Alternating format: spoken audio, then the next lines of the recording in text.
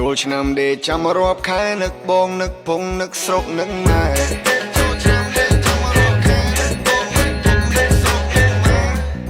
សំលុយតាំងពីឆ្នាំមុនបើសិនមានយីអូនមានប្រពន្ធមួយដែរ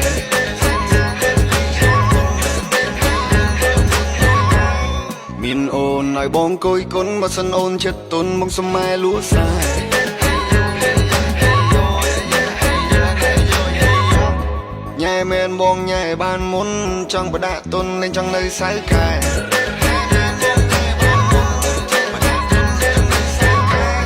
ឆ្នាំថ្មីទៅទេវតាតាមដូនតាអ្នកអើយគួរគួរបីជុំញៀនមិនរងកន្ទ្រឹមស្នាមញញឹមនេះកន្ទ្រឹមឆ្នាំថ្មី